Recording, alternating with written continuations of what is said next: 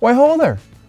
Brent here with Bring Your Own Tools. On today's episode, if you want to see how we completely transform these old cedar eaves from this to this. If you want to learn how to do it, keep watching. Let's get started.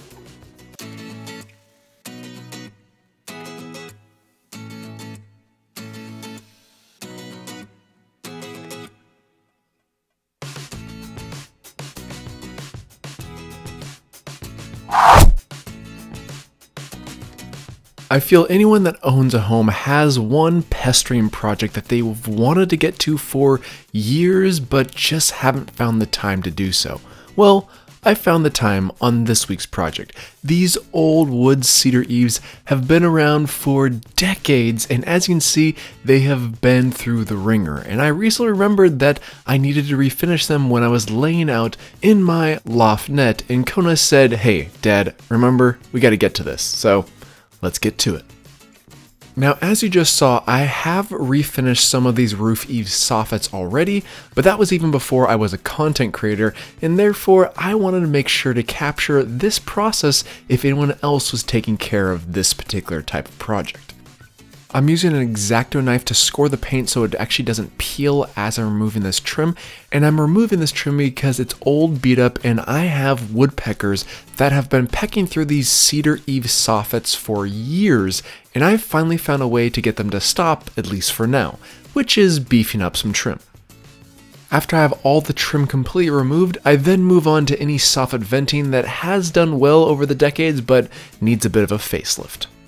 In certain spots, there's still old house paint and finish applied to these eaves, and that's where our paint eater comes into play. This product is from Wagner, and it actually does an amazing job at removing this type of product because if you used a normal sander, it would really gum up the sanding disc itself very quickly. With this disc, it really goes through this entire area with ease, just gets a little messy, so make sure you're wearing proper eye protection and a respirator. The main item that I have to think about when using the paint eater is that it's very aggressive because that's what it's designed to do. Therefore, for the vast majority of the sanding, I'm taking this variable speed sanding disc by DeWalt and plugging it into my vacuum. Now this vacuum works perfectly because I'm able to plug my sander directly into it, and once I turn on the sander, the vacuum turns on automatically and sucks up the vast majority of the dust. One thing to keep in mind is that this is not a random orbital sander, this is a one-directional sander, which also means that it's very aggressive, but not as aggressive as the paint eater. I'm using 120 grit sandpaper, and that takes care of the vast majority of the sanding process, bringing these cedar eaves back to their original state. This is a sander that you're going to want to have two hands on it at all times, otherwise it's going to move on you into odd directions. And to make sure you have a nice fluid sanding process, having two hands on it will give even pressure over the sanding pad. One other item to be extremely mindful of is whatever you're standing on for this process, make sure it is stable and secure. Now, luckily for me, on this part of the house, I actually was working on the deck mainly and just using a small ladder from there. But when I got to my loft net as well as the other areas, I had to get a little creative with how I was going to get a solid and secure base over my loft net, as well as make sure I have proper footing when I'm on a very, very tall ladder. And just remember, if you don't feel comfortable on tall ladders like this, you can always rent scaffolding at your local rental yard, and it's normally a minimal cost for a small project like this. Since I have all these items set up already, I take the paint eater and go over my fascia boards to remove any of the loose paint particles so we can paint those as we're finishing the wood eaves. Anytime I'm at a high elevation and it's a lot more difficult to get into tight-knit areas, I highly recommend actually spraying, and that's why I'm going around the entire area putting up some painter visqueen. This does take a bit of extra time to apply this extra prep work, but it saves you so much time and energy in the long run when considering applying your finish via sprayer versus a paintbrush or even roller. After I applied my visqueen, I did realize that there were a few too many swirl marks in this wood. Because it's cedar, it actually really does dig in very easily with the DeWalt variable speed sander that I used previously. but with a random orbital sander, you're easily able to remove some of those swirl marks and lessen the visibility of those swirl marks to have a perfectly smooth finish in the end. I'm using the same 120 grit sandpaper as I used previously and going over the entire area just one more time. This is not something I had to do or you have to do on your project, but it's one thing that I felt would give us a better quality finish in the end with less swirl marks. Now that we have all of our sanding taken care of, it's time for finishing. And for finishing, we're using this Wagner Control Spray QX5 sprayer. Now it's a perfect sprayer for stains and finishes, and for the finish itself, we're using this product from Flood, which is a perfect product to use for an exterior wood like this. Let's get this thing filled up. Prior to filling up our sprayer, I did thoroughly mix this product together, and once it was fully mixed, I went ahead and poured it into our bowl.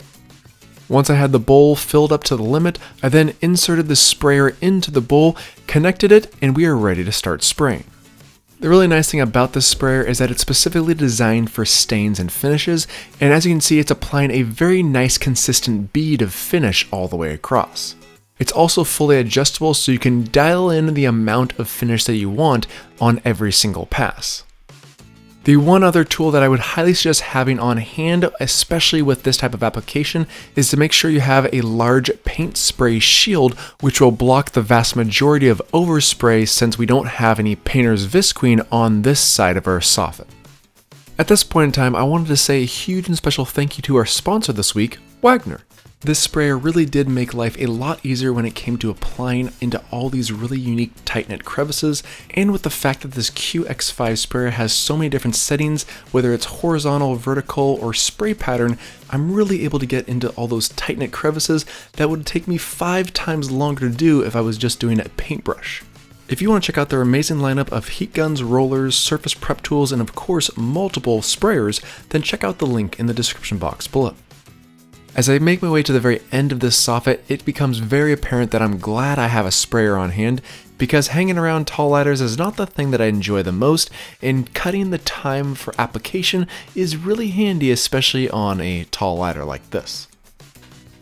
The cedar that I was applying this finish to was extremely dry, and therefore I knew immediately it was going to need a second coat, so I went back over the entire area, spraying it down, as well as applying just a brush finish to get a nice even coat all the way through. While we wait for our finish to dry, I can then start removing all the painter's plastic as well as any other tape prep that was on our fascia boards. And speaking of fascia boards, we need to give these fascia boards another coat of paint. Since there's no unique angles or crevices within these fascia boards and they're very straightforward, I just took a roller over this entire area and applied a nice white exterior house paint to the entire run of this fascia board. This didn't take very long to do, especially when considering you were just working with one long straight run, but keep in mind having a longer handle like this one really made it a lot easier to get into some of these areas, especially when we're talking about on a roof structure. After we apply 2 coats and we're looking brand new again, we can move on to some trim. But this is not any ordinary house trim. This is AZEK Paint Pro trim, which is much larger in sheer size than our original trim. Now it's time for our actual trim. Now, the reason why we're using such a large piece of trim is the fact that I have woodpeckers. Yep. They are quite a nuisance, and I've tried to get rid of them for a number of years, but they just keep on coming back. The beautiful thing about these is that it's 100% recycled plastic, and therefore woodpeckers just really don't want to peck into plastic type products, and that makes it a lot easier for my personal home safety, or at least making sure that they don't peck into my eaves at any point in time. So let's go ahead and get these guys installed in a very unique, specific way for this product. This Paint Pro trim can come in extremely long lengths. This piece alone is 20 feet long and can be quite cumbersome if you're just trying to install it yourself, but luckily I had my helpful ladder right there to hold me in place on at least one end. You can nail this through your soffits as needed, but in this case I actually found exactly where all my framing structure was above our soffit and hit as many of those locations as possible. But I also wanted to make sure that I'm using the proper screws. These are Cortex fasteners that are specifically designed for this system, and the nice thing about them is that they come with matching caps, so once you actually fasten them down in place, you can then fill those screw holes with a perfect cap to match.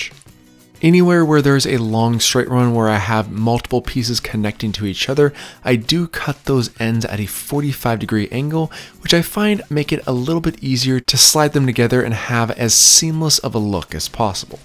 Once I have all of my trim in, I proceed to installing my vents. These are of course brand new vents that match the same exact dimensions as the previous ones, which of course are extremely easy to install. And once we have those installed, we are done.